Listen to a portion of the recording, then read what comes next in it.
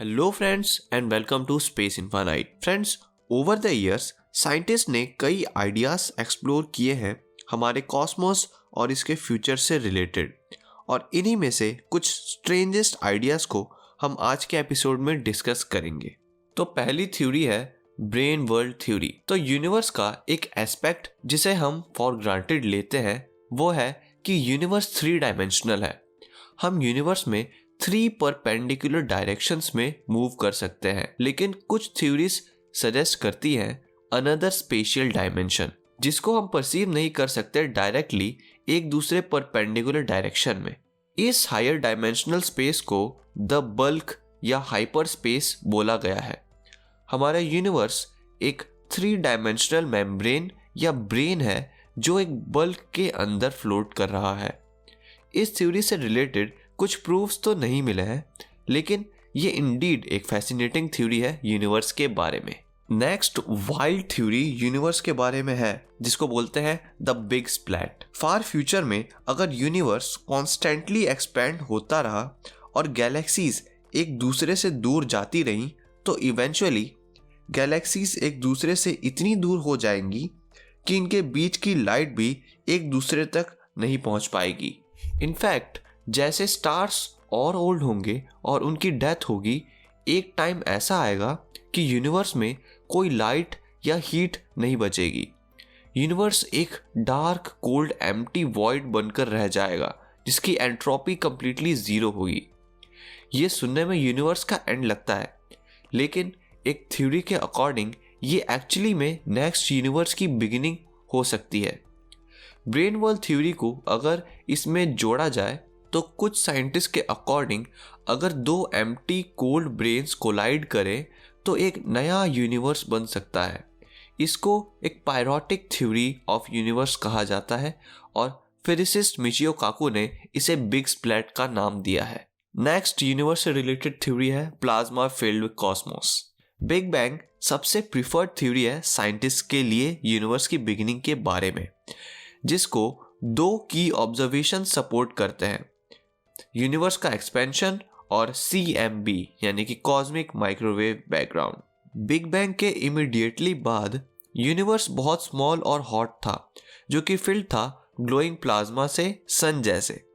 हम इस यूनिवर्स के फेस का एंड आज भी देख सकते हैं, एक सी ऑफ रेडिएशन की तरह जो पूरे स्पेस में फिल्ड है। यूनिवर्स के एक्सपेंशन ने बिलियंस ऑफ ईयर्स में इस रेडिएशन को कूल डाउन कर दिया है -270 डिग्री सेल्सियस तक, लेकिन ये आज भी रेडियो टेलीस्कोप्स की मदद से डिटेक्ट किया जा सकता है।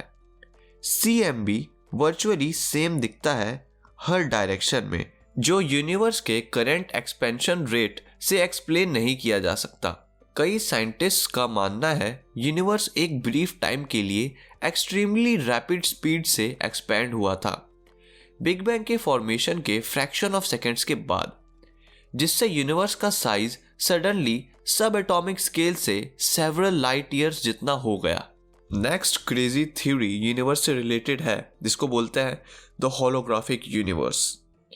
अगर हम एक सिक्योरिटी होलोग्राम के बारे में सोचें, ये बेसिकली एक 2 डायमेंशनल ऑब्जेक्ट होगा जो एक फुल 3 डायमेंशनल इमेज जनरेट करेगा। होलोग्राफिक थ्योरी के अकॉर्डिंग पूरा 3 डायमेंशनल यूनिवर्स में भी एनकोडेड है एक इसके 2 डायमेंशनल बाउंड्री से। मतलब कि हमें ऐसा अपीयर होता है कि यूनिवर्स प्रोबेबली 3 डायमेंशनल है, बट एक्चुअली में ये 2 डायमेंशनल हो। मतलब कि जो हमारा एक्चुअल यूनिवर्स है वो बेसिकली एक प्रोजेक्शन हो। हम इसको कंप्लीटली प्रूफ तो नहीं कर सकते, लेकिन ये डेफिनेटली एक फैसिनेटिंग थ्योरी जरूर है। नेक्स्ट अमेजिंग यूनिवर्स से रिलेटेड थ्योरी है जिसको कहते हैं steady state universe. Big bang scientifically most accepted theory है यूनिवर्स के बारे में, इसकी बिगिनिंग के बारे में।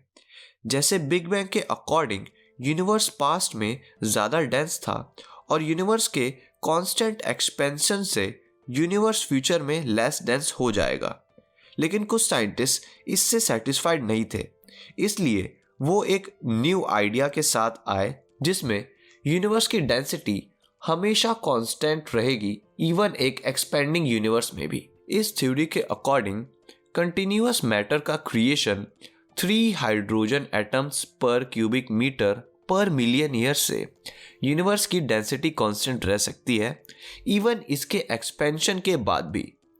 बट ये मॉडल CMB यानी कि कॉस्मिक माइक्रोवेव बैकग्राउंड को नहीं एक्सप्लेन कर सकता इजीली, इसलिए ये मॉडल बिग बैंग के कंपैरिजन में लेस एक्सेप्टेड है।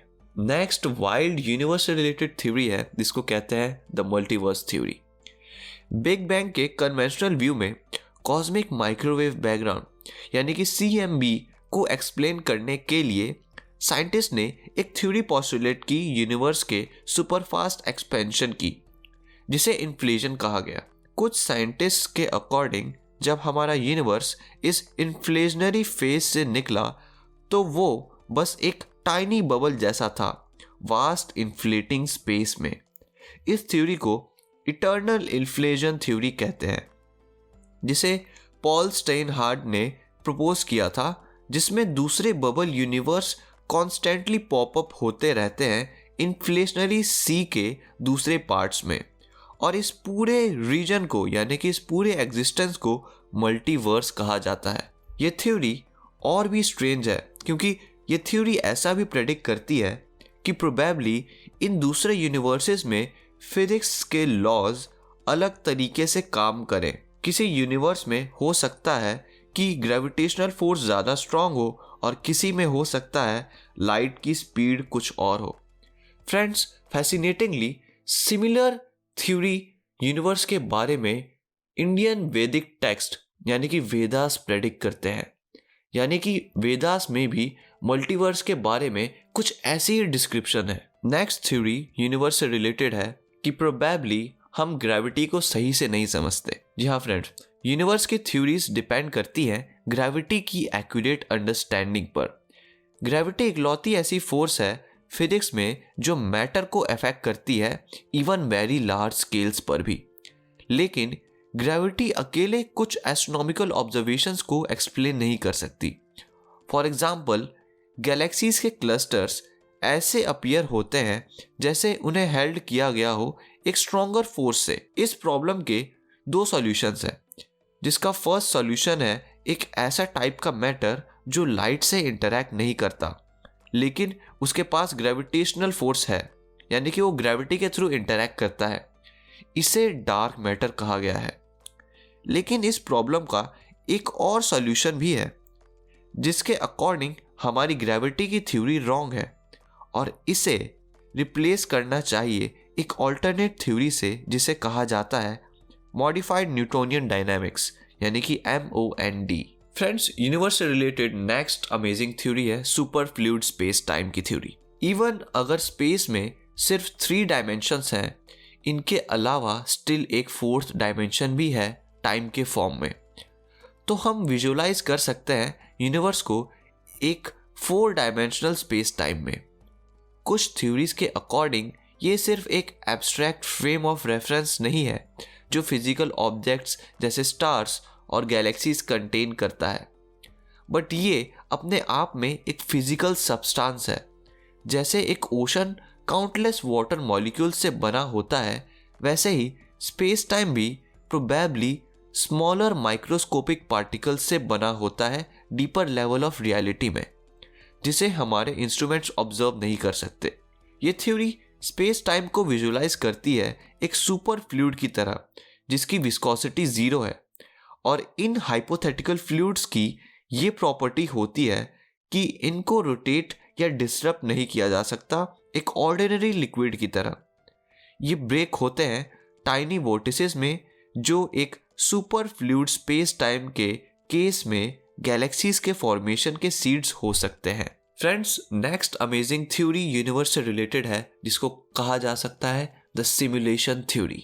यूनिवर्स से रिलेटेड सभी वाइल्ड थ्योरीज साइंटिस्ट ने दी हैं, बट सिमुलेशन थ्योरी फिलोसोफर्स ने दी है। इस थ्योरी के अकॉर्डिंग अगर यूनिवर्स के बारे में सारी इंफॉर्मेशन हमारे ब्रेन में हमारे सेंसेस और साइंटिफिक इंस्ट्रूमेंट्स के थ्रू आती है, तो हो सकता है कि ये एक क्लेवरली डिजाइन्ड इल्यूजन हो सकता है हमारा एंटायर यूनिवर्स एक अल्ट्रा सोफिस्टिकेटेड कंप्यूटर सिमुलेशन हो।